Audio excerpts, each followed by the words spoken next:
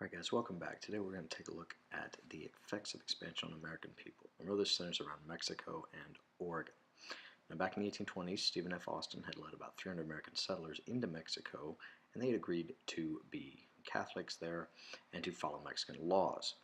Unfortunately, over time, more and more thousands of Americans started to move into that area, and they were Protestant, and a lot were slaveholders from the South, and Mexico had banned slavery. And this leads to a lot of conflict with Mexico.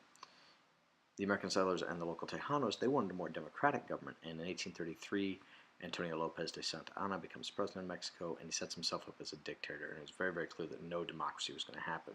So the Texans declared independence and established themselves as the Republic of Texas, leading to a massive military conflict. In particular, two key battles here: the Battle of the Alamo. The Mexican army laid siege to the Alamo for 12 days before finally capturing the church on the 13th day.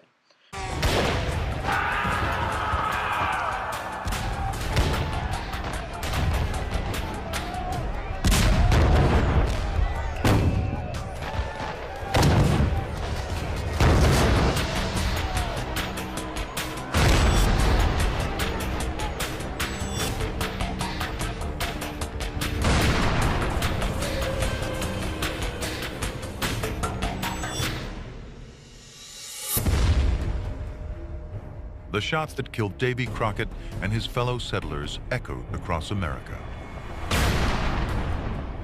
The women and children are spared, sent back to send the Mexican message, "Don't come." But America hears something else. Remember the Alamo.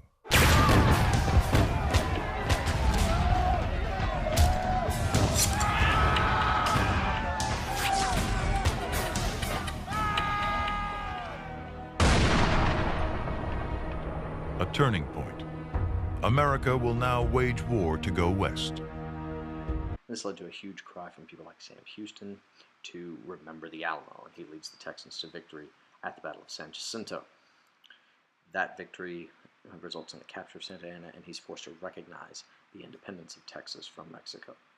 They were hoping, after Sam Houston becomes elected president of Texas, that the United States would annex Texas.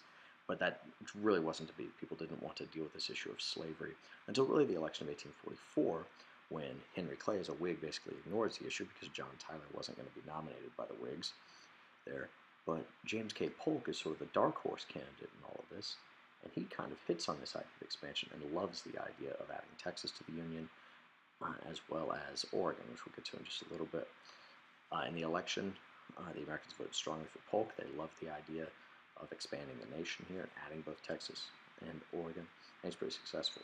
President Polk represents the shift from the politics of economics, which was central to the Jacksonian period, to the politics of expansion.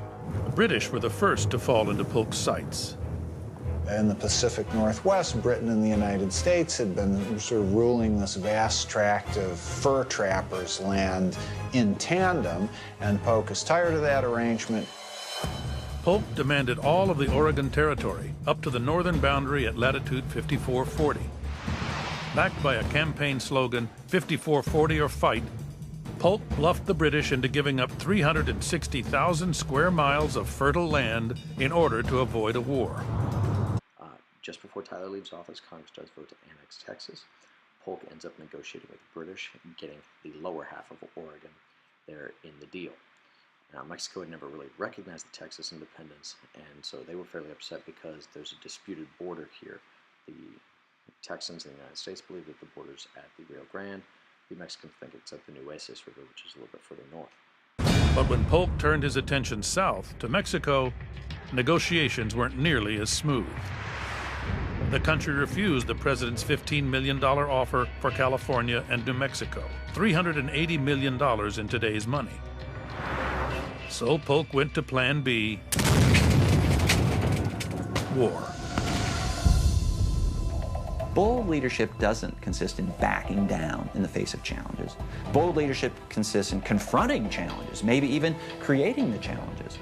And this was one that Polk brought on almost by himself. He kept badgering Mexico, pressing Mexico to the wall, and finally Mexico reacted and shot some American soldiers. which Polk used as an excuse to get a declaration of war. But Polk needed support. Congress was torn. It was very ambiguous as to, was this attack on American soil or on Mexican soil? One of the opposition Whigs who stands up in the House who says, where was the spot? Show us the spot. And that was Abraham Lincoln, who was a one-term congressman from Illinois. So he sent Zachary Taylor down to build a fort on the Rio Grande, knowing the Mexicans would attack. Southerners support this idea of going to war with Mexico after the Mexicans do attack. Northerners are against it because they think he's provoked a war just to expand slavery. But in the end, Congress does vote to go to war. He sends Stephen Watts Kearny out to Santa Fe, New Mexico, to capture that area and then march on California, which was now in rebellion, led by John C. Fremont.